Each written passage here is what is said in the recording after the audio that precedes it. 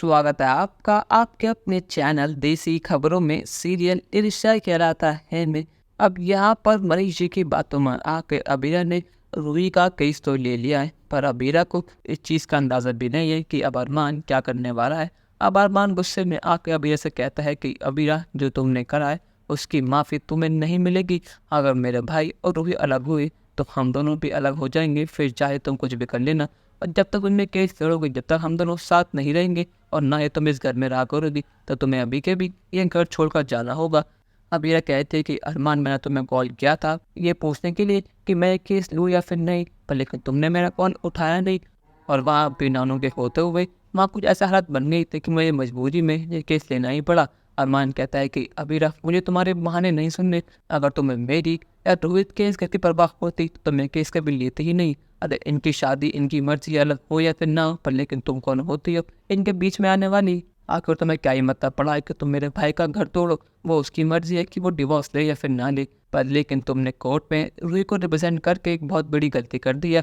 और यहाँ पर अब बीरा को बहुत ज़्यादा हर्ट हुआ है। उसे लगा था कि अरमान उसकी बात समझेगा, उसका सपोर्ट करेगा, पर लेकिन सभी घर वालों के साथ मिलकर अरमान उसके खिलाफ फैला है। अब यहाँ पर अबीरा घर छोड़कर जा रही होती है, पर लेकिन अपने भाई के प्यार के आगे आज अरमान और अबीरा का प्यार हार गया। जो रूही चाहती थी फाइनली आज वो हो ही गया। अरमान और अबीरा की भी दरार पैदा हो चुकी है। अब यहाँ पर दादी साहब भी अरमान को सपोर्ट करती हैं। वो कहते हैं कि अरमान, तुम बिल्कुल ठीक फैसला कर रहे हो। जब तक ये लड़की इस घर में रहेगी, इस घर में आए दिन कुछ न कुछ तूफान आते रहेंगे और हमारा घर कभी शांति से रह नहीं पाएगा। तो इस आफत को अभी के भी इस घर से निकाल दो। पर लेकिन यहाँ पर रोहित भाभी को रोकता है। वो कहता है कि भाभी, आप कर नहीं जाएंगी। जितना अधिकार इस घर पर मेरा है उतना ही अधिकार आपका भी है। आप इस घर की बहू हैं और जो आपने करा होगा बिल्कुल ठीक करा होगा। मैं आपको जानता हूँ कि आप कभी कुछ गलत करेंगे ही नहीं। पर लेकिन मैंने पहले आपको वार्न किया था कि अरमान जैसा आदमी भरोसे लायक ही नहीं है, और आज वही हुआ था जिसका मुझे डर था। पर लेकिन भाभी, आप फिक्र मत कीजिए, मैं आपके साथ खड़ा हूँ। पर लेकिन यहाँ दादी साहब रोहित को रोक लेती हैं और अबीरा को घर से निकाल देती हैं। पर लेकिन यहाँ पर विद्या और माधव बहुत रोकते हैं, पर लेकिन यहाँ पर अबीरा किसी के रुकने पर नहीं रुकती।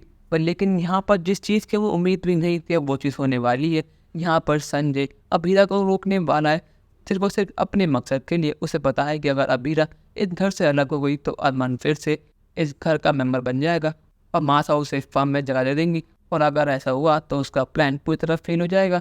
या संजय कहता है कि माँ साहब कुछ सोचिए, अगर अबीरा ने घर छोड़ा तो हमारी हर जगह थू थू हो जाएगी, और अगर रोहित का डिवोर्स भी हो गया तो हमारी हर जगह बदनामी होगी। तो फ़ायदा इसी में है कि आप अबीरा को इस टाइम घर में रखें।